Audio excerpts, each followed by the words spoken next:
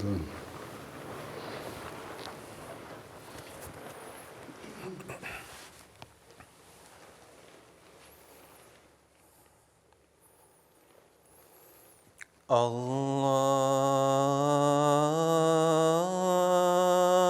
أكبر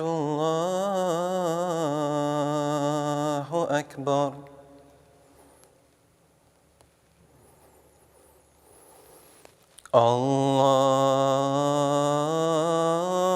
الله أكبر الله أكبر.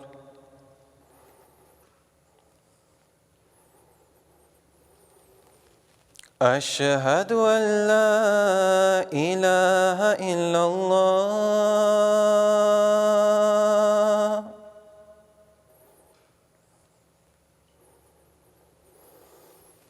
أشهد أن لا إله إلا الله.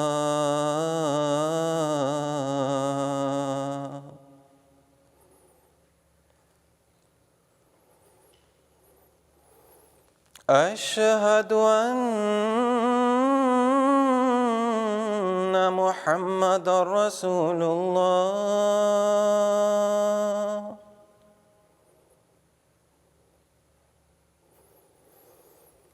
أشهد أن محمدًا رسول الله.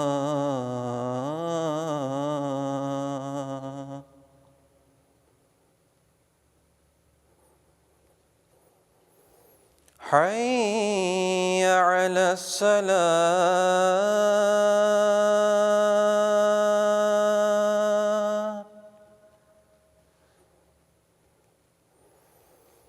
حي على الصلاة.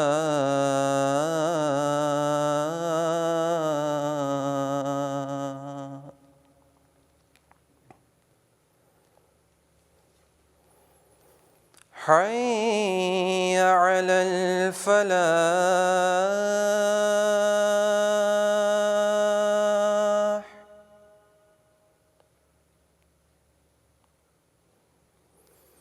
حي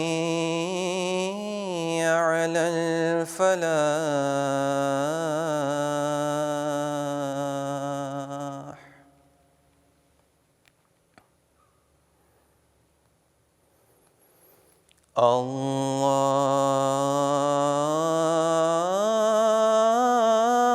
الله أكبر الله أكبر. لا إله إلا الله.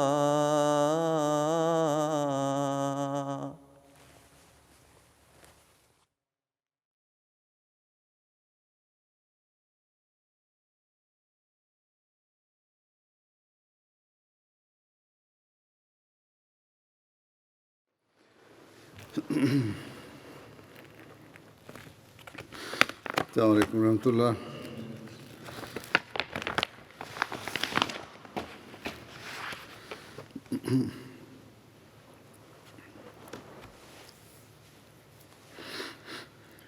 أشهد أن لا إله إلا الله وحده لا شريك له وأشهد أن محمدًا عبده ورسوله.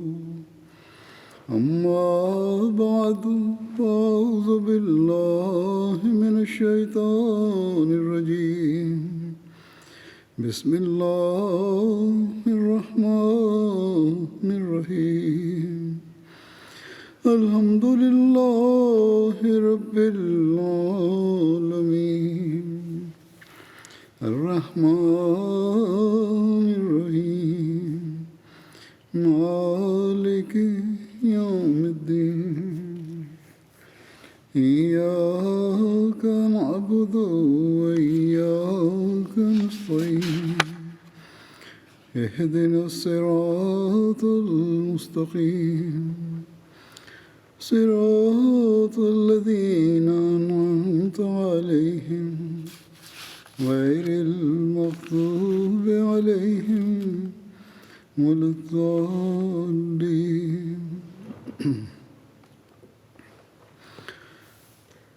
حضرت عمر رضی اللہ عنہ کا ذکر چل رہا تھا. اس ضمن میں آج مزید بیان کروں گا.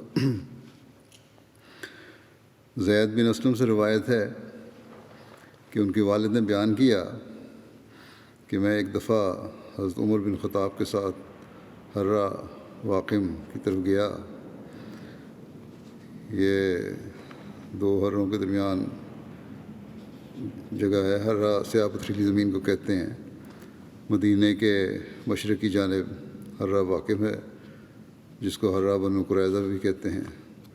دوسرا حرۃ الوبرا ہے جو مدینہ کے مغرب میں 3 میل کے فاصلے پر ہے. والد کہتے ہیں میں وہاں گیا.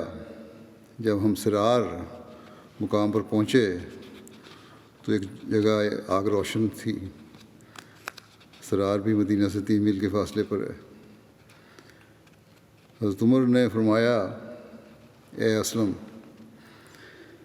میرا خیال ہے کہ یہ کوئی مسافر ہیں جن کو رات اور سردی نے روک رکھا ہے. ہمارے ساتھ آؤ. چنانچہ ہم تیز تیز چلتے ہوئے ان کے قریب پہنچے تو دیکھا کہ ایک عورت کے ساتھ اس کے کچھ بچے ہیں اور ایک ہنڈیا آگ پر چڑھی ہوئی ہے. اس کے بچے بھوک کی وجہ سے بلک بلک کر رو رہے تھے. حضرت عمر نے فرمایا السلام علیکم اے روشنی والو. آپ نے آگ والے کہنا پسند نہ کیا بلکہ روشنی والے کہا.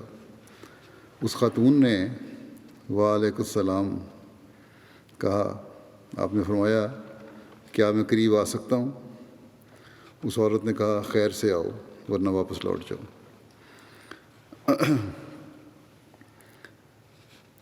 آپ قریب ہو گئے، مطلب اگر کوئی خیر کی بات کرنی ہے تو آؤ ورنہ واپس لوٹ جاؤ. آپ قریب ہو گئے. پھر آپ نے فرمایا تم لوگوں کو کیا ہوا؟ تو اس عورت نے کہا رات اور سردی نے ہمیں یہاں روک لیا ہے. آپ نے کہا ان بچوں کا کیا معاملہ ہے، یہ کیوں بلک رہے ہیں؟ اس عورت نے کہا بھوک کی وجہ سے. حضرت عمر نے فرمایا کہ اس ہنڈیا میں کیا چیز ہے؟ اس عورت نے کہا کہ اس کے اندر صرف پانی ہے اور اس کے ذریعے میں بچوں کو دلاسا دے رہی ہوں یہاں تک کہ وہ سو جائیں. اللہ ہمارے اور حضرت عمر کے درمیان فیصلہ کرے گا. آپ نے فرمایا خاتون اللہ تم پر رحم کرے، عمر کو تمہاری حالت کیسے معلوم ہو سکتی ہے؟ اس نے کہا وہ ہمارے امور کے نگران ہیں. یعنی اس عورت نے کہا کہ ہمارے امور کے نگران ہیں اور ہم سے غافل ہیں. اسلم کہتے ہیں جو ساتھ تھے حضرت عمر کے، وہ کہتے ہیں کہ پھر آپ یعنی حضرت عمر میرے پاس تشریف لائے اور فرمایا ہمارے ساتھ چلو. پھر ہم نہایت تیزی سے چلتے ہوئے دارالدقیق آئے. حضرت عمر نے اپنے عہد میں دارالدقیق نام سے ایک عمارت بنوائی تھی جس میں آٹا، ستو، کھجور، کشمش اور دیگر ضروریات سفر جن کی ایک مسافر کو ضرورت ہو سکتی ہے میسر ہوتی تھی. آپ نے مدینہ اور مکہ کے درمیانی راستوں پر مسافروں کے لیے بھی کچھ سرائے خانے بنوائے ہوئے تھے. بہرحال پھر آپ نے وہاں سے ایک بورا اناج کا نکالا اور چکنائی کا ڈبہ آپ نے لیا. آپ نے فرمایا اسے مجھے اٹھوا دو. اسلم کہتے ہیں میں نے کہا کہ آپ کی جگہ میں اٹھا لیتا ہوں. حضرت عمر نے 2 یا 3 مرتبہ فرمایا کہ مجھے یہ اٹھوا دو. میں نے ہر دفعہ عرض کیا کہ آپ کی جگہ میں اسے اٹھا لیتا ہوں. آخر حضرت عمر نے فرمایا تیرا بھلا ہو، کیا قیامت کے دن میرا بوجھ تم اٹھاؤ گے؟ اس پر میں نے وہ بورا آپ پر لاد دیا. پھر آپ اس بورے کو اپنی کمر پر لاد کر تیز قدموں سے چلے اور میں بھی تیزی سے آپ کے ساتھ چلا یہاں تک کہ ہم اس عورت کے پاس پہنچ گئے. آپ نے وہ بوری اس کے پاس اتاری اور اس میں سے کچھ آٹا نکالا اور اس خاتون سے کہا کہ اسے ہنڈیا میں آہستہ آہستہ ڈالو اور میں اسے تمہارے لیے ہلاتا ہوں. دوسری جگہ لکھا ہے کہ حضرت عمر نے فرمایا کہ تم آہستہ آہستہ آٹا ڈالو، میں تمہارے لیے حریرہ تیار کرتا ہوں. پھر آپ ہنڈیا کے نیچے آگ سلگانے کے لیے پھونک مارنے لگے. اسلم کہتے ہیں یعنی روایت کرنے والے کہ آپ بڑی اور گھنی داڑھی والے تھے حضرت عمر. میں نے دیکھا کہ دھواں آپ کی داڑھی کے اندر سے نکل رہا ہے. جب ہنڈیا پک گئی یعنی دھواں اٹھتا تھا تو چہرے پر بھی پڑتا تھا، داڑھی کے اندر بھی گزر جاتا تھا۔ جب ہنڈیا پک گئی تو آپ نے ہنڈیا کو نیچے اتارا، آپ نے فرمایا کوئی برتن لاؤ۔ وہ عورت بڑی پلیٹ لائی، آپ نے اس میں کھانا ڈالا اور کہنے لگے تم ان بچوں کو کھلاؤ، میں تمہارے لیے پھیلاتا ہوں تاکہ ٹھنڈا ہو جائے، یعنی مزید اس کو پھیلا کے دوسری جگہ دوسرے برتن میں ٹھنڈا کرتا ہوں۔ پھر آپ مسلسل ایسا کرتے رہے یہاں تک کہ ان بچوں نے پیٹ بھر کر کھانا کھا لیا، اور جو بچ گیا وہ آپ نے اس کے پاس چھوڑ دیا۔ اسلم کہتے ہیں پھر آپ کھڑے ہوئے اور میں بھی آپ کے ساتھ کھڑا ہو گیا۔ اس پر وہ عورت کہنے لگی اللہ تعالیٰ آپ کو بہترین جزا دے، تم اس امر میں امیر المومنین سے زیادہ حقدار ہو، یعنی جزا کے۔ اس پر حضرت عمر نے فرمایا بھلائی کی بات کہو، جب تم امیر المومنین کے پاس جاؤ گی تو تم انشاءاللہ مجھے وہاں پاؤ گی۔ بہرحال وہ کہتے ہیں پھر حضرت عمر وہاں سے ایک طرف ہٹ گئے، پھر اس خاتون کی طرف منہ کر کے بیٹھ گئے۔ میں نے آپ کی خدمت میں عرض کیا کہ کیا اس کے علاوہ اور بھی کوئی کام ہے؟ آپ نے مجھ سے کوئی بات نہ کی، یہاں تک کہ میں نے بچوں کو دیکھا کہ وہ ایک دوسرے سے کھیل رہے تھے اور ہنس رہے تھے، اور تمام بچے پرسکون ہو کر سو گئے۔ تو حضرت عمر خدا کا شکر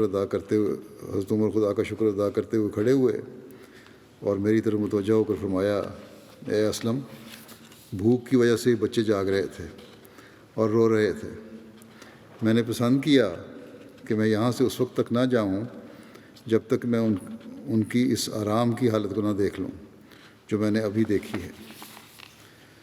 حضرت مسلم موعود رضی اللہ عنہ نے بھی اس واقعے کو بیان کیا ہے۔ آپ لکھتے ہیں کہ فرماتے ہیں کہ انسانی ضروریات کا ان لوگوں کے لیے مہیا کرنا جو ان کو مہیا نہیں کر سکتے، یعنی ان ضروریات کو، اسلامی حکومت کا فرض ہے، ذمہ داری بتا رہے ہیں اسلامی حکومت کی۔ اس کے متعلق حضرت عمر کا ایک واقعہ نہایت ہی مؤثر اور کاشف حقیقت ہے، یعنی حقیقت کو کھولنے والا ہے۔ ایک دفعہ حضرت عمر خلیفہ ثانی باہر تجسس کر رہے تھے کہ کسی مسلمان کو کوئی تکلیف تو نہیں۔ مدینہ دارالخلافت سے 3 میل کے فاصلے پر ایک گاؤں مرار نامی ہے، یہ شاید ہمارے تحقیق کرنے والے کہتے ہیں کہ مرار نہیں بلکہ اسرار ہی نام ہے اس کا، ہو سکتا ہے کاتب کی غلطی کی وجہ سے مرار لکھا گیا ہو۔ بہرحال وہاں آپ نے دیکھا کہ ایک طرف سے رونے کی آواز آ رہی ہے، ادھر گئے تو دیکھا ایک عورت کچھ پکا رہی ہے اور 2-3 بچے رو رہے ہیں۔ اس سے پوچھا کیا بات ہے؟ اس نے کہا کہ 2-3 وقت کا فاقہ ہے، کھانے کو کچھ پاس نہیں، بچے بہت بےتاب ہوئے تو خالی ہنڈیا چڑھا دی تاکہ یہ بہل جائیں اور سو جائیں۔ حضرت عمر یہ بات سن کر فوراً مدینہ کی طرف واپس ہوئے، آٹا، گھی، گوشت اور کھجوریں لیں اور ایک بوری میں ڈال کر اپنے خادم سے کہا کہ میری پیٹھ پر رکھ دے۔ اس نے کہا حضور میں موجود ہوں، میں اٹھا لیتا ہوں۔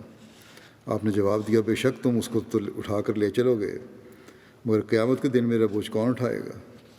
یعنی ان کی روزی کا خیال رکھنا میرا فرض تھا، اور اس فرض میں مجھ سے کوتاہی ہوئی ہے، اس لیے اس کا کفارہ یہی ہے کہ میں خود اٹھا کر یہ اسباب لے جاؤں اور ان کے گھر پہنچاؤں۔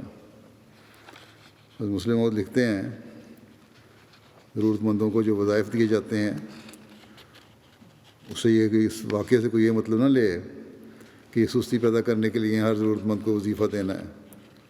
چنانچہ آپ لکھتے ہیں کہ اسلام جہاں غریبوں کی خبرگیری کا حکم دیتا ہے، وہاں جیسا کہ پہلے زمانے میں بیان ہوا ہے کہ سستی اور کاہلی کو بھی مٹاتا ہے، کہ وظائف اس لیے نہیں دیے جاتے کہ سستی اور کاہلی پیدا ہو۔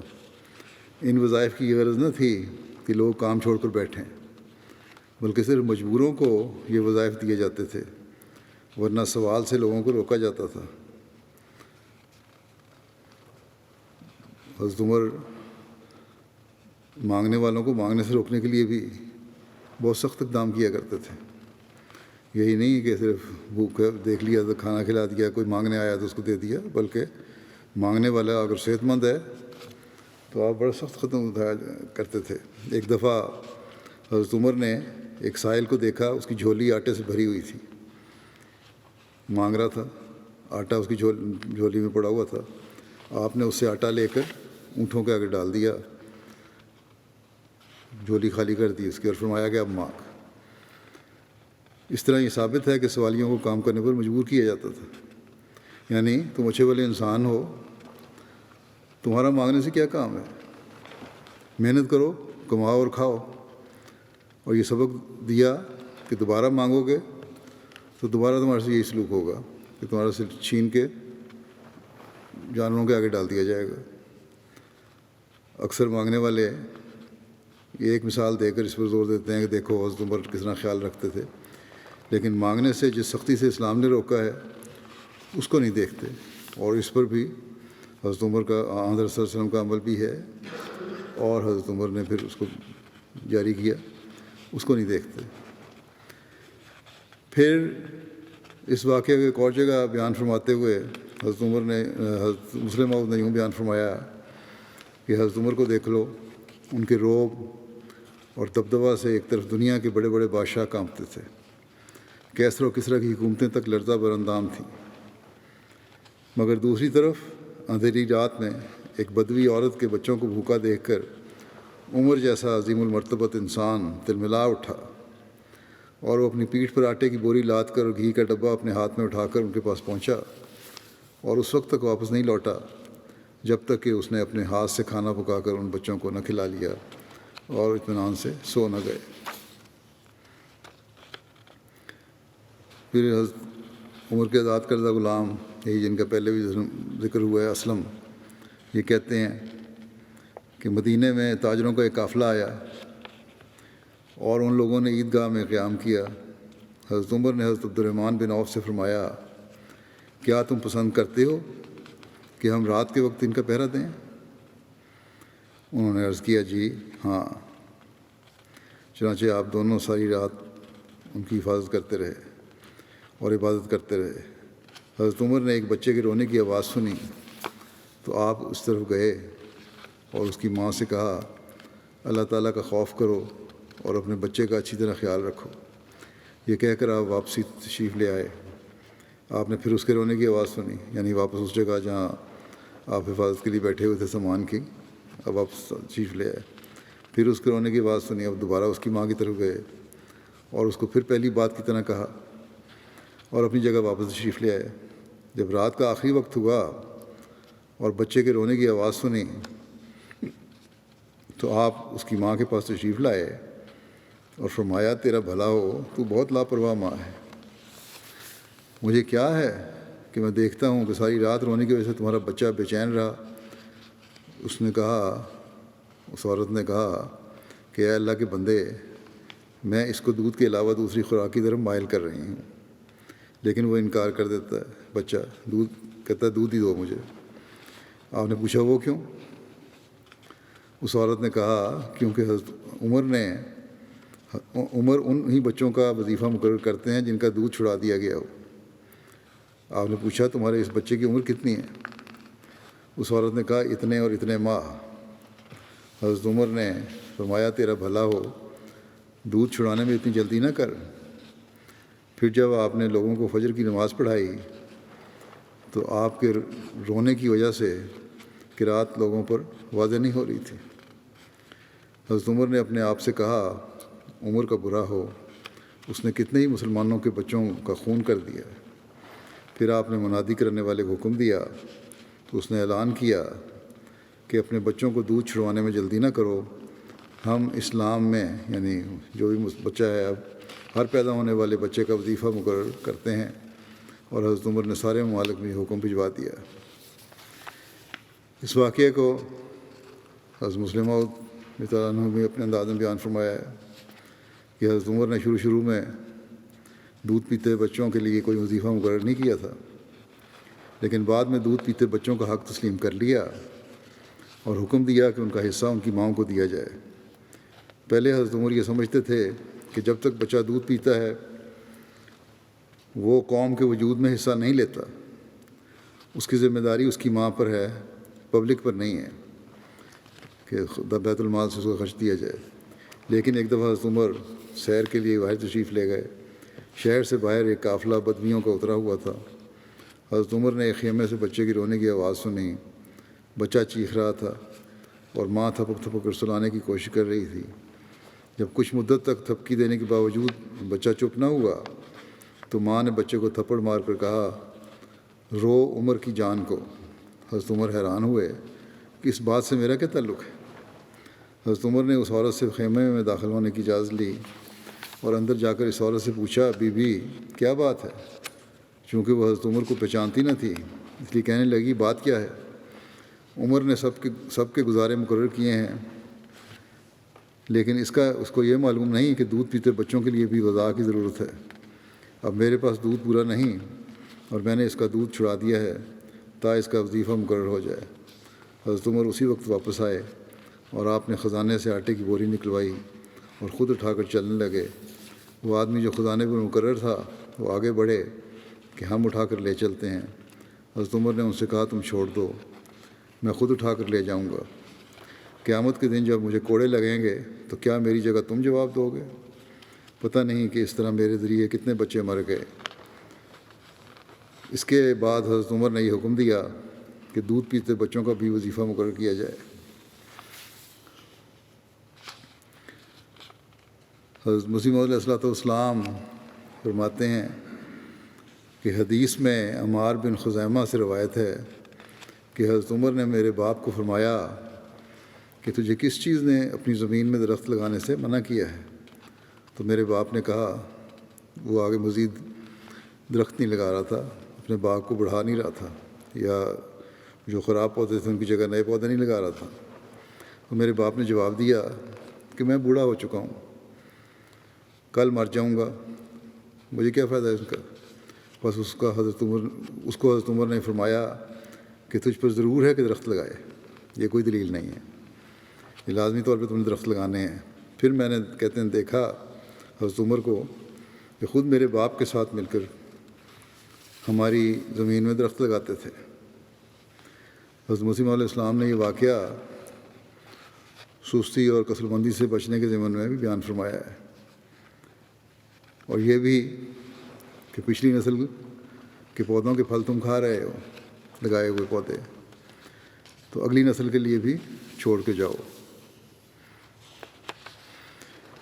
حضرت مسلم موعود فرماتے ہیں کہ حضرت عمر رضی اللہ عنہ رات کو دورہ کیے کرتے تھے۔ ایک دفعہ رات کو شہر میں پھر رہے تھے تو آپ نے ایک عورت کو سنا کہ وہ عشقیہ شعر پڑھ رہی ہے۔ آپ نے دن کو تحقیقات کی تو معلوم ہوا کہ اس کا خامد مدت سے باہر رہتا ہے، فوج میں گیا ہوا باہر۔ آپ نے پھر یہ حکم دیا، اس کے بعد آپ نے حکم دیا کہ کوئی سپاہی 4 ماہ سے زیادہ باہر نہ رہے۔ اگر کوئی سپاہی زیادہ مدت تک باہر رہنا چاہتا ہو تو اپنی بیوی کو بھی اپنے ساتھ رکھے، ورنہ 4 ماہ کے بعد اسے فوج کا افسر مجبوراً واپس گھر بھیج دے۔ اس کی تفصیل میں ایک جگہ یہ بھی بیان ہوا ہے کہ حضرت عمر نے فرمایا کہ تم نے کوئی برائی کا ارادہ تو نہیں کیا؟ اس عورت سے پوچھا، یہ شعر پڑھ رہی تھی، اس کے سن کے شعر۔ اس عورت نے کہا کہ اللہ کی پناہ۔ حضرت عمر نے فرمایا کہ اپنے آپ پر، اس عورت کو فرمایا کہ اپنے آپ پر قابو رکھو، اس کی طرف ابھی خط روانہ کر رہا ہوں میں، یعنی تمہارے خاوند کی طرف میں ابھی خط روانہ کر رہا ہوں۔ چنانچہ آپ نے اس کی طرف قاصد کو بھجوایا تاکہ اس کو واپس بلایا جائے۔ پھر آپ نے مزید تحقیق کی اور پھر جیسا کہ بیان ہو چکا ہے کہ 4 مہینے کا زیادہ سے زیادہ عرصہ رکھا کہ اس عرصے سے زیادہ خاوند باہر نہ رہے یا پھر بیوی بچے ساتھ ہوں۔ اسلم بیان کرتے ہیں، وہی ان کے آزاد کردہ غلام حضرت عمر کے، کہ ایک رات میں حضرت عمر کے ساتھ مدینہ کے بیرونی حصے میں گیا تو ہمیں ایک خیمہ نظر آیا۔ ہم نے اس خیمے کی طرف جانے کا ارادہ کیا تو کیا دیکھتے ہیں کہ اس خیمے میں ایک عورت درد ذیل میں مبتلا ہے اور رو رہی ہے۔ حضرت عمر نے اس سے اس کا حال دریافت فرمایا تو اس نے عرض کیا، میں ایک مسافر پردیسی عورت ہوں اور میرے پاس کچھ نہیں ہے، اس پر حضرت عمر رو پڑے اور تیزی سے اپنے گھر واپس لوٹے اور اپنی اہلیہ حضرت ام کلثوم بنت علی سے فرمایا، کیا تم اجر حاصل کرنا چاہتی ہو؟ جو اللہ تمہارے پاس لایا ہے؟ آپ نے ساری بات ان کو بتائی۔ اس پر انہوں نے کہا جی ضرور۔ پھر حضرت عمر نے اپنی پشت پر آٹا اور چربی اٹھائی اور حضرت ام کلثوم نے زچگی کی ضرورت کا سامان اٹھایا اور وہ دونوں آئے۔ حضرت ام کلثوم اس عورت کے پاس گئیں اور حضرت عمر اس عورت کے خامد کے ساتھ بیٹھ گئے۔ وہ خامدی وہاں موجود تھا، وہ آپ کو نہیں پہچانتا تھا۔ آپ اس کے ساتھ گفتگو کرنے لگے۔ اس عورت نے لڑکے کو جنم دیا۔ حضرت ام کلثوم نے عرض کی، حضرت عمر کو آگے بتایا کہ اے امیر المومنین، اپنے ساتھی کو لڑکے کی خوشخبری دے دیں، یعنی وہ جو خامد ہے اس عورت کا، اس کو خوشخبری دے دیں کہ لڑکا پیدا ہوا ہے۔ جب اس شخص نے حضرت ام کلثوم سے کی یہ بات سنی تو اس کا احساس ہوا، اس کو تو نہیں پتہ تھا کس کے ساتھ بیٹھا ہے، کہ وہ کتنے عظیم شخص کے ساتھ بیٹھا ہوا تھا، اور وہ حضرت عمر سے معذرت کرنے لگا۔ حضرت عمر نے فرمایا کوئی بات نہیں۔ پھر آپ نے ان کو خرچ اور ضرورت کا سامان پہنچایا اور واپس تشریف لے آئے۔ سعید بن مسیب اور ابو سلمہ بن عبد الرحمن نے بیان کیا کہ اللہ کی قسم حضرت عمر نے جو کچھ کہا اس کو پورا کر دیا۔ سختی کرنے کے مواقع پر سختی میں اور نرمی کے مواقع پر نرمی میں بڑھ گئے، اور وہ لوگوں کے بال بچوں کے باپ بن گئے، یہاں تک کہ ان عورتوں کے پاس جاتے جن کے شوہر باہر گئے ہوئے تھے، ان کے دروازوں پر پہنچ کر ان کو سلام کرتے، پھر کہتے کہ کیا تمہاری کوئی ضرورت ہے؟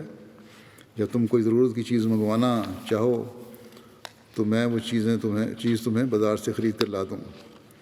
مجھے یہ ناپسند ہے کہ خرید و فروخت میں تمہیں دھوکہ دیا جائے۔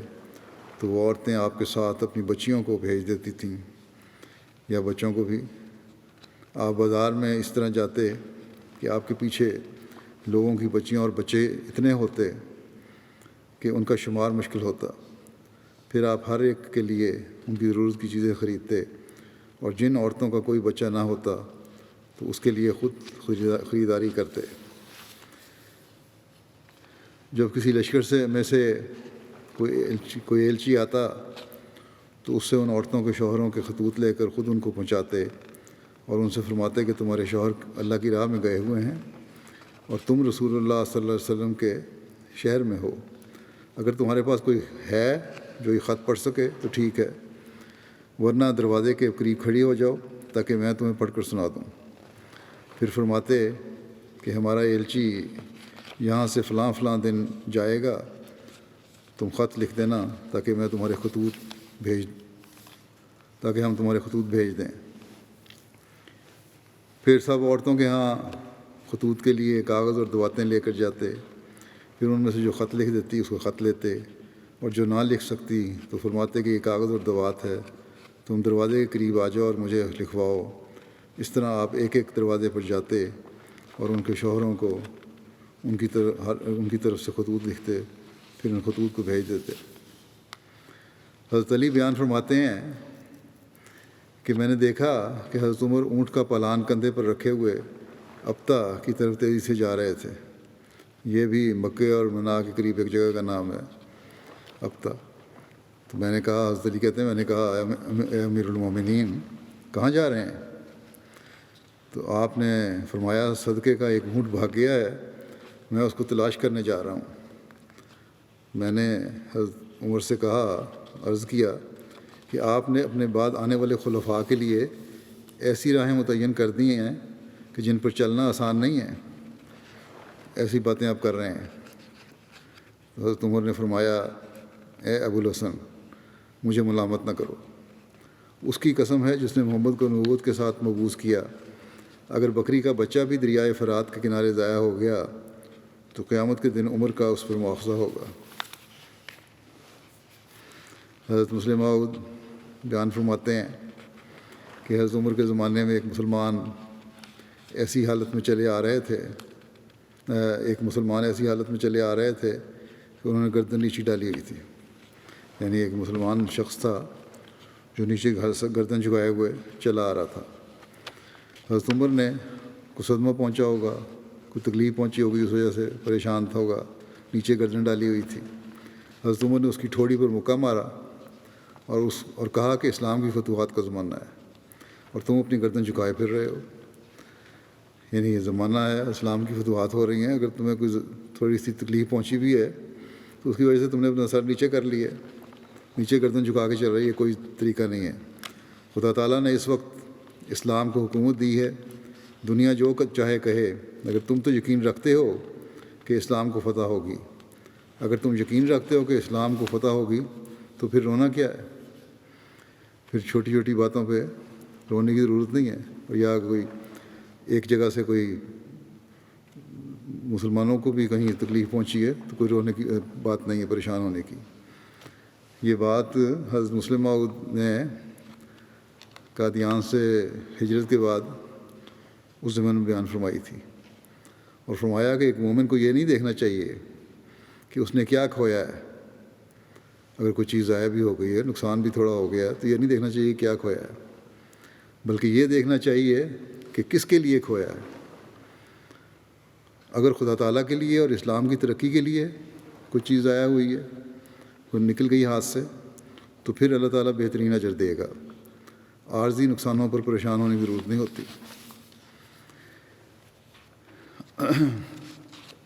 اسی طرح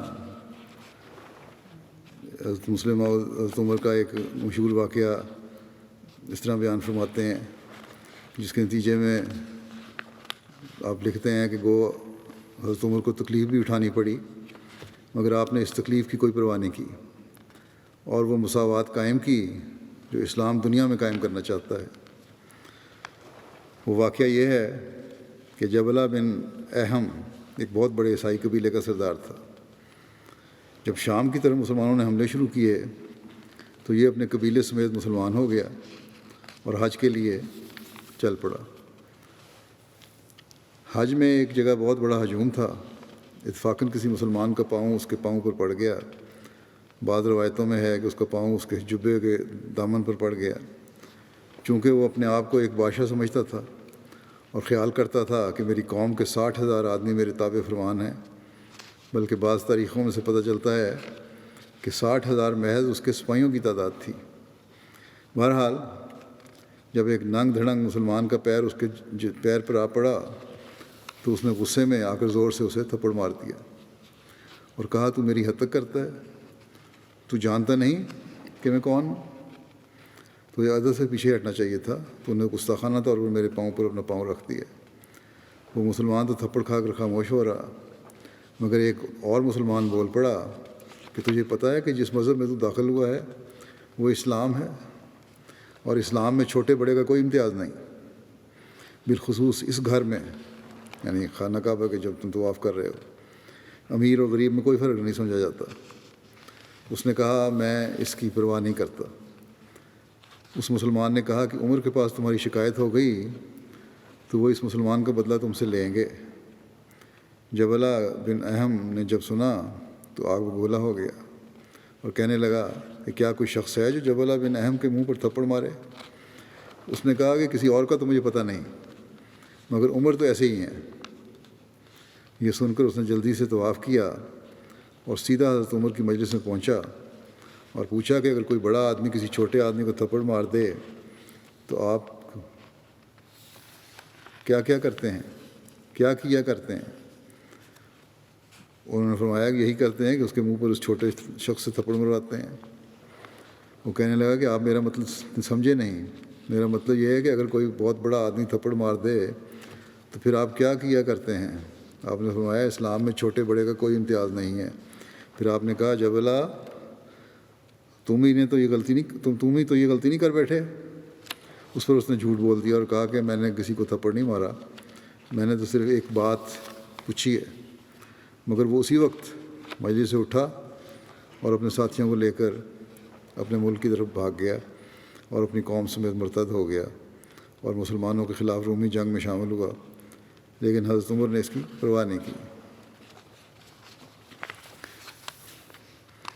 یہ وہ مساوات تھی جو اسلامی حکومت نے قائم کی، اور آج اسلامی حکومتوں کے لیے بھی یہ سبق ہے۔ یہ ذکر انشاءاللہ آئندہ اب چلے گا۔ اس وقت میں کچھ ذکر کروں گا کچھ مرحومین کا۔ اس میں سے پہلا ذکر ہے عبدالوحید وڑائی صاحب کا، جو صدر جماعت تھے والڈرسہوٹ جرمنی کے، سابق صدر خدام الاحمدیہ اور سابق نیشنل سیکریٹری تربیت سوئٹزرلینڈ بھی تھے۔ یہ 12 مئی کو ماؤنٹ ایوریسٹ کو کامیابی کے ساتھ سر کرنے اور اس پر لوائے احمدیت لہرانے کے بعد نیچے اترتے ہوئے طبیعت خراب ہونے پر 41 سال کی عمر میں وفات پا گئے۔ انا للہ و انا الیہ راجعون۔ ان کے پسماندگان میں بیوہ کے علاوہ 3 بیٹے اور 2 بیٹیاں ہیں، والدین ہیں، 1 بھائی اور 2 بہنیں ہیں۔ امیر صاحب سوئٹزرلینڈ لکھتے ہیں، طارق تارنتسر صاحب، کہ عبدالوحید وڑائی صاحب شروع سے لے کر اپنی وفات تک ہمیشہ جماعت کے ایک فعال ممبر رہے۔ بطور ممبر جماعت اور عہدیدار مرحوم ایک مثالی احمدی تھے، وہ ایک وفادار احمدی تھے۔ عبدالوحید وڑائی صاحب جماعتی خدمات ہمیشہ نہایت عاجزی کے ساتھ بجا لاتے تھے۔ ان کے اوصاف میں تکبر کی کوئی جگہ نہیں تھی۔ وہ انسانی خدمت کا نہ صرف درس دیتے تھے بلکہ خود اپنے نمونے کے ساتھ کر کے دکھاتے تھے۔ IEEE کے مختلف پروجیکٹ کے لیے افریقہ بھی گئے اور وہاں انسانیت خدمت کی، جسے دیکھ کر کئی نوجوان بھی ان کی مثال پر چلتے ہوئے افریقہ گئے۔ صدر مجلس خدام الاحمدیہ جب مقرر ہوئے تو نئے نئے موقع تلاش کرتے تھے جن سے نوجوانوں کی تعلیم و تربیت کا انتظام ہو سکے اور انہیں یورپ کی مادیت پسند سوچ اور دلچسپی سے بچایا جا سکے۔ مالی قربانی بھی مثالی تھی ان کی۔ ان کے بیٹے عزیز طلحہ وڑائی جس کو جامعہ احمدیہ جرمنی میں تعلیم حاصل کر رہے ہیں،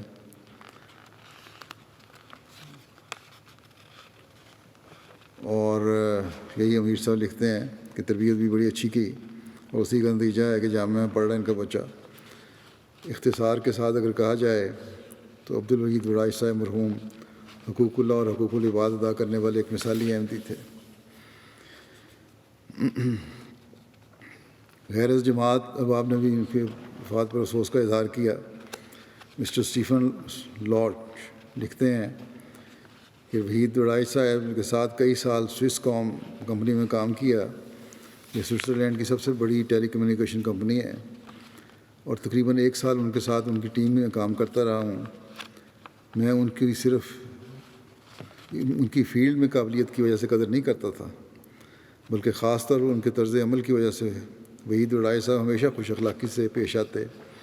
وہ دوسروں کی مدد کرنے والے دیانتدار اور قابل اعتماد شخصیت کے مالک تھے۔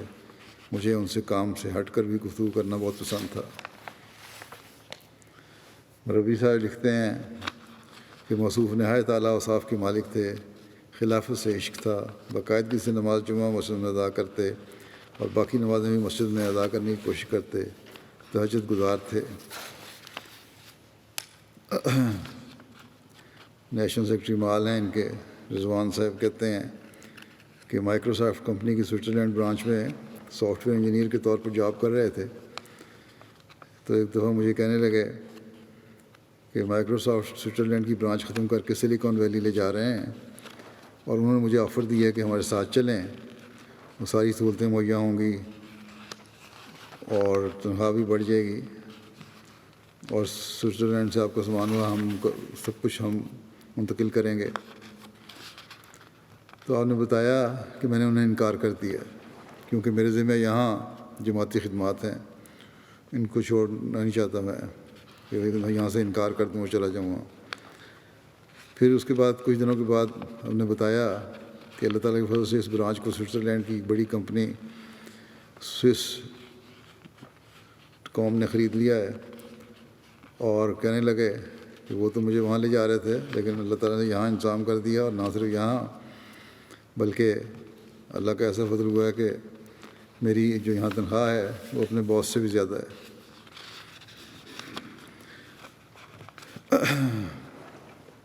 نیشنل سیکرٹری امور خارجہ ہیں زاہد صاحب، کہتے ہیں ان کو 26 سال سے جانتا تھا، خدام الاحمدیہ میں خدمت کا موقع ملتا رہا ان کے ساتھ، انتہائی شریف النفس، 100 مسلات کے پابند، دعا گو، انتہائی محنتی، خلافت کے فدائی اور فرمانبردار شفیق دوست اور ملنسار انسان تھے۔ جوانی کی عمر سے ہی باقی نوجوانوں سے الگ طبیعت کے مالک تھے۔ مرحوم کو کبھی بھی غصے میں نہیں دیکھا، نہ ہی کبھی اس کا تاثر ان کے چہرے پر دیکھا یا لہجے میں محسوس کیا۔ کبھی بآواز بلند یا سختی سے بات کرتے نہیں دیکھا۔ غلطیاں بھی سرزد ہوتی تھیں، ہمیشہ ہمیں علیحدگی میں بڑی نرمی سے سمجھا دیتے تھے۔ بڑوں اور چھوٹوں سے ہمیشہ خوش خلقی اور خندہ پیشانی سے پیش آتے تھے۔ ہلکی سی مسکراہٹ چہرے پر ہوتی تھی۔ جان، مال، وقت اور عزت کو قربان کرنے کے لیے تیار رہنے کی زندہ مثال تھے۔ سوئٹزرلینڈ کے 20 ایسے نوجوان ہیں جن کی مرحوم نے تعلیم اور مستقبل کے بارے میں نہ صرف رہنمائی کی بلکہ درجنوں کو حصول روزگار بھی مدد کی۔ خدام الاحمدیہ کے تحت انہوں نے احمدیہ ہائیکنگ کلب بھی قائم کیا اور 20 نوجوانوں کو ہائیکنگ سے متعارف کروایا۔ غیر معمولی عزم رکھنے والے انسان تھے۔ کہتے ہیں کہ میں نے ایک دفعہ ان سے پوچھا کہ کیا آپ کو ہائیکنگ کرتے ہوئے ڈر نہیں لگتا؟ تو کیا کہا کہ لگتا ہے، اور میری فیملی بھی اس کو ناپسند کرتی تھی، لیکن میں نے اس کا حل یہ نکالا کہ میں نے خلیفہ سے ملاقات کی، مجھ سے ملے یہ، اور ان کے سامنے یہ تجویز کی کہ سوچا کہ تجویز پیش کروں کہ اگر تو انہوں نے اجازت دے دی، میری طرف سے اگر اجازت مل گئی ان کو، تو پھر کہتے ہیں میں نے ارادہ کیا کہ میں 7 بر اعظموں کی چوٹیوں کو سر کر کے ان پر لوائے احمدیت لہراؤں گا۔ انہوں نے بتایا کہ انہیں خوف تھا کہ ان کو میں کہیں منع نہ کر دوں، مگر میں نے انہیں کہا کہ جھنڈے گاڑ دو اگر جا سکتے ہو تو اب میں انشاءاللہ ایسا ہی کروں گا۔ تو اس نوجوان نے پھر کبھی مڑ کر واپس نہیں دیکھا اور اس عظیم مقصد کو حاصل کرنے کے لیے انتھک محنت کی اور ایک کے بعد دوسری چوٹی سر کرتے گئے۔ مرحوم کو دنیا کی سب سے بلند چوٹی ماؤنٹ ایوریسٹ پر بھی لوائے احمدیت کو لہرانے کا شرف حاصل ہوا۔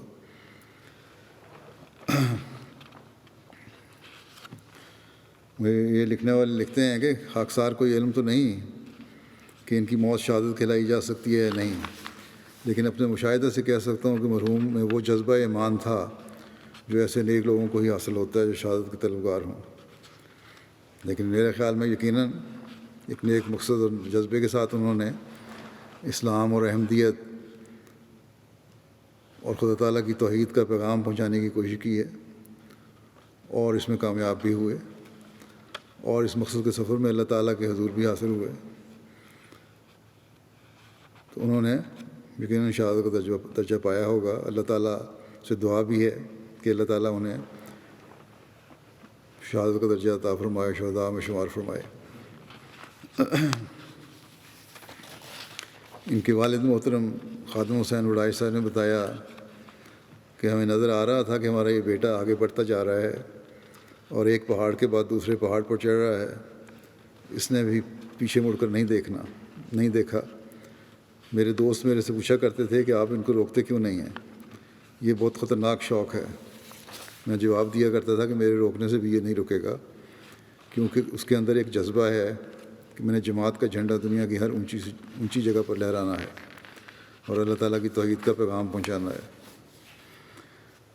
ایک دوست لکھتے ہیں کہ خاکسار نے ایک دفعہ صدر صاحب سے پوچھا کہ جب آپ پہاڑوں پر چڑھتے ہیں تو اپنے آپ کو موٹیویٹ کرنے کے لیے فون پر کیا سنتے ہیں؟ تو صدر صاحب نے مجھے بتایا کہ میں نے حضرت اقدس مسیح موعود علیہ السلام کی کتب ڈاؤن لوڈ کی ہیں اور سفر میں ان کو سنتا ہوں۔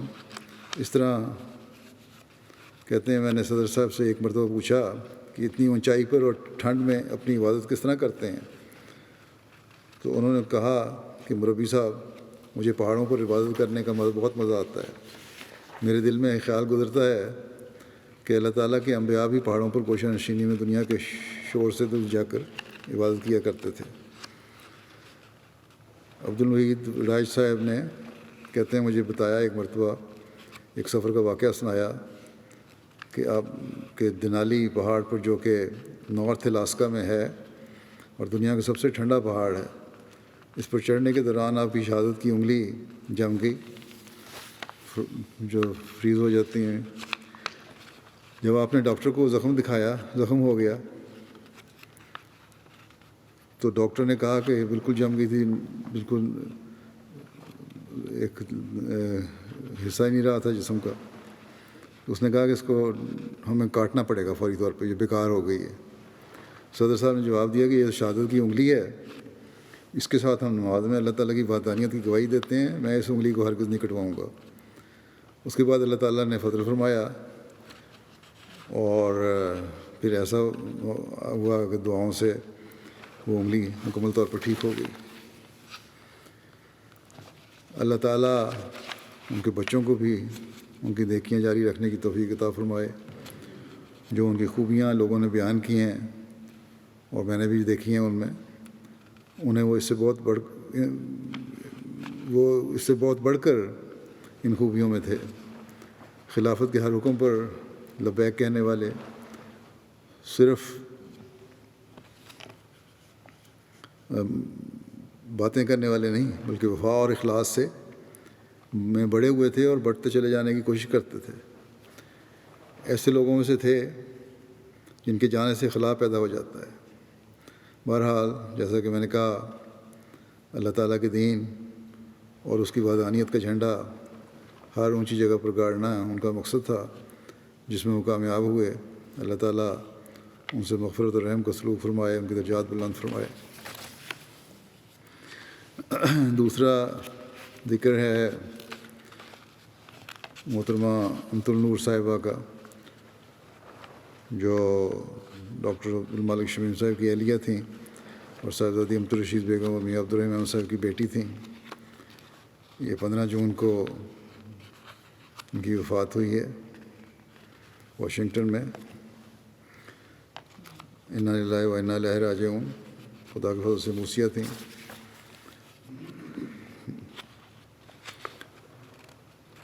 آپ حضرت عبد المسیح علیہ السلام کی پرنواسی اور اسی طرح ننیال کی طرف سے حضرت خلیفۃ مسیح اول کی پرنواسی بھی تھیں۔ حضرت مسلم موعود اور حضرت سیدہ امت اللہ صاحبہ کی نواسی صحابی حضرت مسیح موعود علیہ السلام حضرت پروفیسر علی احمد صاحب بہار کی پوتی تھیں۔ آپ کی شادی جیسا کہ میں نے بتایا، ان کے میاں ڈاکٹر عبدالمالک شمیم صاحب تھے، جو مولوی عبدالباقی صاحب کے بیٹے تھے۔ اللہ تعالیٰ نے انہیں 2 بیٹیوں سے نوازا۔ ان کے نکاح کے خطبے میں حضرت خلیفہ مسیح ثالث رحمہ اللہ تعالیٰ نے فرمایا، قرآن کریم کی آیات جو تلاوت کی جاتی ہیں نکاح میں، وہ پڑھنے کے بعد، کہ ان آیات میں جو نکاح کے موقع پر پڑھی جاتی ہیں، ایک بات یہ بھی بیان ہوئی ہے کہ اصلاح اعمال کے لیے قول سدید کا ہونا ضروری ہے۔ اکثر تکالیف اور پریشانیاں بد اعمالیوں کے نتیجے میں پیدا ہوتی ہیں، اور جہاں تک آپس کے تعلقات کا تعلق ہے، بد اعمالیوں کی وجہ قول سدید کا نہ ہونا ہے۔ اگر صاف اور سیدھی مومنانہ بات کی جائے تو کسی غلط فہمی کا امکان نہیں رہتا اور کسی بدمزگی اور پریشانی کا خطرہ نہیں رہتا۔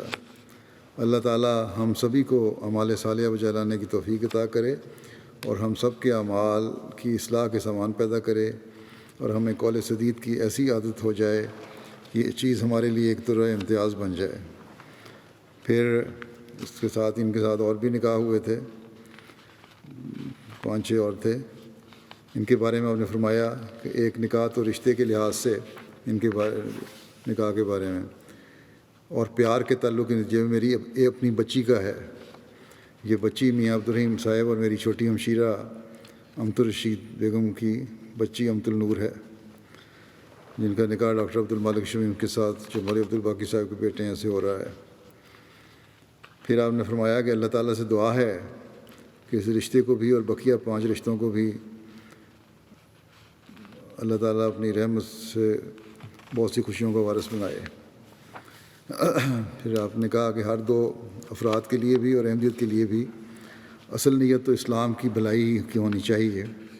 احمدیت نے ایک لمبے عرصے کی جدوجہد کے بعد غلبہ اسلام کی راہ میں آخری اور انتہائی کامیابی حاصل کرنی ہے۔ اس لیے ایک کے بعد دوسری نسل کا صحیح تربیت پانا اور ان کا صحیح ذہنیت کا حامل ہونا ضروری ہے۔ اگر اللہ تعالیٰ کی رحمت شامل حال نہ ہو تو انسان کی ساری کوششیں ناکارہ اور بیکار اور بے نتیجہ ہیں۔ بس ہم دعا کرتے ہیں کہ رشتوں میں سے اور جو رشتے جماعت کے اندر ہو چکے ہیں یا آئندہ ہونے والے ہیں، ان رشتوں کے نتیجے میں بھی اللہ تعالیٰ کے فضل سے اسلام کی مضبوطی اور اسلام کے استحکام کے سامان پیدا ہوں۔ صاحبزادی امت النور صاحبہ کو جماعتی خدمات کی بھی توفیق ملی۔ نیشنل سیکریٹری تربیت امریکہ رہیں، نیشنل نائب صدر امریکہ رہیں، لوکل صدر لجنہ واشنگٹن رہیں اور مختلف کمیٹیوں کی ممبر رہیں۔ ان کی بڑی بیٹی امت المجیب کہتی ہیں کہ ہمیشہ دین کو دنیا پر مقدم رکھا، لوگوں کے لیے بےحد ہمدرد تھیں۔ امی اگر کسی کی مدد کر سکتیں تو غیر معمولی طور پر مدد کیا کرتی تھیں۔ اپنی عبادت کا بہت زیادہ خیال رکھنے والی تھیں۔ 5 وقت نمازوں کے علاوہ کہتی ہیں جب بھی میں نے دیکھا روزانہ کبھی بھی رات کو آنکھ کھولی تو تہجد میں پڑھتے ہوئے دیکھا ان کو۔ کہتی ہیں ان کے امت النور صاحبہ کے خاوند ایک ایکسیڈنٹ میں فوت ہو گئے تھے، کافی عرصہ ہوا۔ کہتی ہیں ہمارے والد، بیٹی کہتی ہے کہ ہمارے والد کی وفات کے بعد 20 سال بیوگی میں گزارے۔ اس حالت میں بھی انہوں نے اللہ پر کمال درجے کا توکل تھا۔ شکر گزاری کا پہلو بہت نمایاں تھا۔ کہتی تھیں کہ اللہ کے احسانات اور کرم ہم پر بہت زیادہ ہیں۔ اور ہمیشہ کہتی ہیں میں نے یہ بات سنی ان کے منہ سے کہ اللہ نے وعدہ کیا ہے کہ اگر شکر کرو گے تو میں زیادہ دوں گا، اس لیے ہمیشہ شکر گزار بنو۔ دل کو کھلا اور کشادہ رکھنا، مہمان نوازی کرنا، لوگوں کے لیے حقیقی ہمدردی، صلہ رحمی کی خوبیوں کا اظہار بہت زیادہ تھا۔ کہتی ہیں میں نے اپنی ماں کے منہ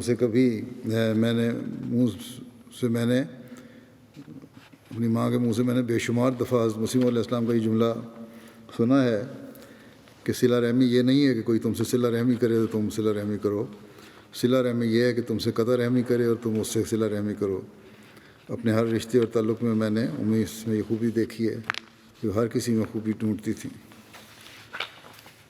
رحمی رشتوں، جماعت کے لوگوں کا بھی اور ہمسایوں کا بھی خیال رکھنے والی تھیں۔ کوئی مہمان نیا مسجد میں آتا اسے ڈھونڈتی تھیں اور پھر اس کے ساتھ بیٹھ کے باتیں کرتی تھیں اور اس کو خوش آمدید کہتی تھیں۔ بے شمار لوگوں نے کہا ہے کہ وہ محبت کرنے والا وجود تھا۔ ان کی دوسری بیٹی نے بھی لکھا ہے کہ جماعت کے لوگوں کو خاص طور پر نوآبائین کے ساتھ بہت زیادہ محبت کا تعلق تھا اور لوگوں نے بھی ان سے بہت پیار کیا۔ انسانوں کی مدد کرنا، ہر انسان کی مدد کرنا چاہتی تھیں۔ یہ فکر ہوتی تھی کہ یہ نہ ہو کہ وہ کسی سے ملیں اور کوئی ضرورت ہو اور وہ اسے پورا نہ کر سکیں۔ ان کی بڑی بہن امت النور صاحبہ کی بڑی بہن امت البصیر صاحبہ لکھتی ہیں کہ ایک افریقن امریکن خاتون تھیں، سسٹر شکورہ، یہ جب پر حج کے گئیں تو انہوں نے خواب میں دیکھا کہ نوشی کا گھر، یعنی امت النور صاحبہ کا گھر، ان کو گھر میں نوشی کہتے تھے، انہیں گھر مکہ میں ہے۔ جب سسٹر شکورہ ان کے پاس آ گئیں تو انہوں نے کہا کہ آپ کی خدمت جس میں کر رہی ہوں اس سے یہی مراد ہے کہ آپ میرے پاس آ گئی ہیں۔ 18 سال یہ نوشی کے پاس رہیں۔ ان کی بہن لکھتی ہیں امت البصیر صاحبہ کہ 18 سال سسٹر شکورہ جو افریقن امریکن تھیں نوشی کے پاس رہیں۔ 8 سال تو بالکل ہی بستر پر تھیں، نظر بھی چلی گئی تھی اور نوشی نے بہت ہی خیال رکھا۔ نمازیں بھی ان کو پڑھاتی تھیں کیونکہ وہ بھول جاتی تھیں۔ میں نے بھی دیکھا ہے کہ سسٹر شکورہ کا بڑا خیال رکھتی تھیں۔ جب امریکہ گیا ہوں تو خود ویل چیئر پر بٹھا کر انہیں میرے سے ملانے کے لیے بھی لے کے آئی ہیں، اور سسٹر شکورہ بھی ان کی خدمت کی بڑی شکر گزار تھیں۔ تبلیغ کا شوق تھا کسی نہ کسی رنگ میں جماعت کے متعلق بتانے کی کوشش کرتیں۔ کوئی پوچھ لیتا کہ پاکستان کس جگہ سے آئی ہیں تو ہمیشہ روا کا نام لیتی اور پھر آگے بات شروع ہو جاتی۔ یہودی مذہب کی ایک فیملی کو احمدیت قبول کرنے کی سعادت نصیب ہوئی تھی۔ اس خاندان میں ایک خاتون کا نام رقیہ اسد ہے۔ وہ امریکہ کی نیشنل عملہ میں بھی شامل رہی ہیں۔ وہ کہتی ہیں کہ امت النور صاحبہ کا وجود بہت پیارا تھا، جن سے بہت سے لوگ مستفید ہوئے، جسے بھی ان کی صحبت کا موقع میسر آیا وہ سب ان کی خوبیوں کی سراہتے ہیں۔ انہوں نے عملی طور پر اپنی زندگی اسلام احمدیت کے مطابق گزاری، جس کے نتیجے میں لوگ ان سے متاثر ہوتے اور وہ لوگوں کے لیے نمونہ تھیں۔ واقعاتی رنگ میں اور حضرت مسیح علیہ السلام کی تحریرات کی روشنی میں لجنہ کی تربیت کے لیے انہوں نے اپنے آپ کو وقف کیا ہوا تھا۔ انہوں نے ہر پروگرام میں شمولیت اختیار کی اور رضاکارانہ طور پر ہمیشہ خدمات فراہم کیں۔ صبر، استقامت اور عزم کے ساتھ اپنی مشکلات اور پریشانیوں کا سامنا کیا اور اس حوالے سے وہ دوسروں کے لیے نمونہ تھیں۔ محبت اور اخلاص کے ذریعے انہوں نے تبلیغ کا کام کیا اور نئے مہمانوں کا خیال رکھنے میں سب سے اول درجے پر تھیں۔ نوجوان عورتوں اور بوڑھی خواتین دونوں کے لیے اچھا نمونہ تھیں۔ جیسے جیسے میں عمر رسیدہ ہو رہی ہوں، یہ لکھتی ہیں خاتون، ویسے ویسے ان کی عزت میرے دل میں بڑھتی جا رہی ہے۔ پھر لکھتی ہیں کہ ہم کہتے ہیں کہ ہمیں خدمت خلق کرنی چاہیے، غریبوں اور ضرورت مندوں کا خیال رکھنا چاہیے، جبکہ آنٹی نوشی نے غیر رشتہ دار افراد کے خدمت کے لیے سالہ سال سے اپنی ذات کے لیے وقت ختم کیا ہوا تھا، یعنی اپنا وقت، اپنے لیے کوئی وقت نہیں تھا، خدمت کرتی تھی۔ اسی طرح بعض اور احمدی خواتین، خاص طور پر افریقن امریکن خواتین نے لکھا ہے کہ ہم سے انہوں نے بڑا پیار کا تعلق رکھا اور احمدیت کی تعلیم کے بارے میں بہت کچھ ہمیں بتایا۔ اللہ تعالیٰ ان کی اولاد کو بھی ہمیشہ ان کی نیکیاں جاری رکھنے اور خلافت سے وابستہ رہنے کی توفیق دے۔ خلافت کے ساتھ انہوں نے وفا کا رشتہ نبھایا ہے۔ میں نے تو یہ دیکھا ہے، اپنے ساتھ بھی میں نے اب دیکھا کہ کامل اطاعت اور عاجزی کا نمونہ انہوں نے دکھایا ہے۔ اللہ تعالیٰ ان سے مغفرت اور رحم کا سلوک فرمائے۔ اگلا ذکر ہے مکرمہ بسم اللہ بیگم صاحبہ، اہلیہ مکرم ناصر احمد خان صاحب بہادر شہر، سابق افسر حفاظت خاص کا، جو جرمنی میں 14 جون کو جن کی وفات ہوئی ہے 84 سال کی عمر میں۔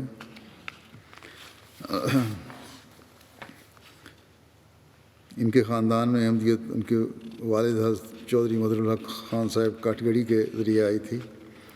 قادیان کے بورڈنگ اسکول میں انہیں کام کرنے کی سعادت نصیب ہوئی اور حضرت مسیح موعود علیہ السلام نے انہیں اپنا ایک کرتا بطور تبرک عنایت فرمایا تھا۔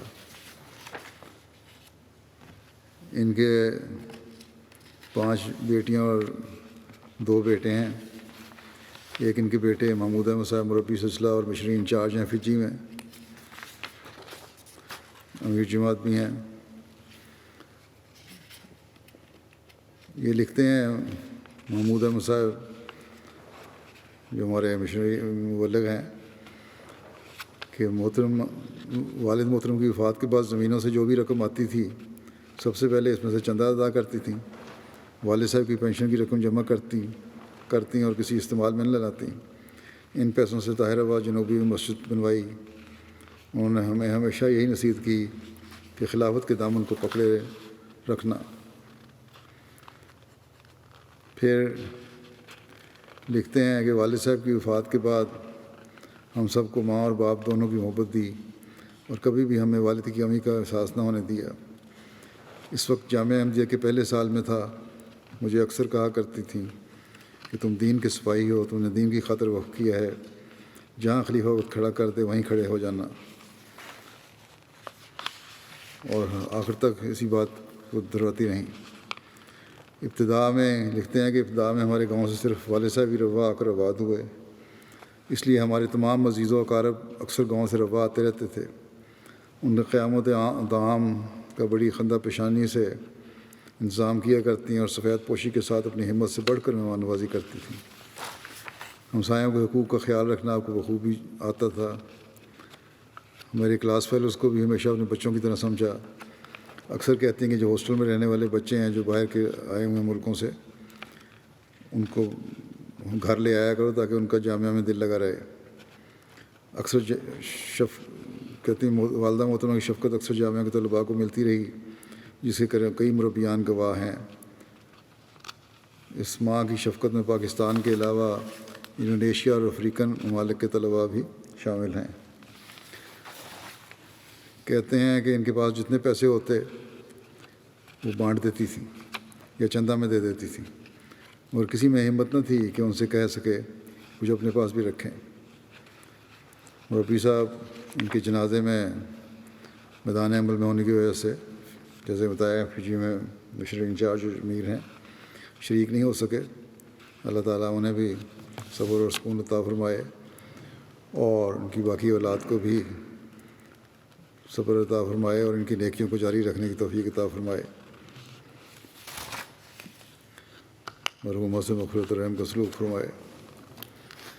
اگلا ذکر ہے کرنل جاوید رشدی صاحب کا، جو چودھری عبدالغنی رشدی صاحب راولپنڈی کے بیٹے تھے۔ کچھ عرصہ ہوا ان کی وفات ہوئی ہے، انا للہ و انا الیہ راجعون۔ اللہ تعالیٰ کے فضل سے مرحوم موسی تھے۔ فوج سے ریٹائرمنٹ کے بعد ہمہ وقت جماعتی خدمات میں مصروف رہے، اور سیکرٹری تعلیم، سیکرٹری اخویدی، سیکرٹری رشتہ ناطہ کے علاوہ حلقہ کے سیکرٹری وصایا کے طور پر خدمت کی توفیق پائی۔ 3 بار صدر حلقہ سیٹلائٹ ٹاؤن راولپنڈی بھی رہے۔ بہت دعا گو انسان تھے، لوگوں کی خاموشی سے مالی مدد کیا کرتے تھے۔ مزاج ہمدردانہ تھا، رشتہ داروں، پڑوسیوں اور دیگر احباب کی ہمیشہ مشکل حالات میں مدد اور رہنمائی کرتے تھے۔ ایک اچھے منصف اور معاملہ فہم انسان تھے۔ اللہ تعالیٰ ان سے مغفرت اور رحم کا سلوک فرمائے۔ ان سب کے جنازے نماز کے بعد انشاءاللہ ادا کروں گا۔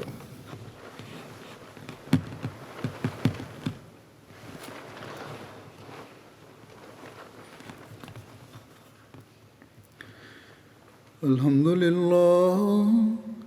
للہ نحمدہ ونستعینہ ونستغفرہ ونؤمن بہ ونتوکل علیہ ونعوذ باللہ من شرور انفسنا ومن سیئات اعمالنا من یہدہ اللہ فلا مضل له ومن يضلل فلا هادي له ونشهد أن لا إله إلا الله ونشهد أن محمدا عبده ورسوله عباد الله رحمكم الله إن الله يأمر بالعدل والإحسان وإيتاء ذي القربى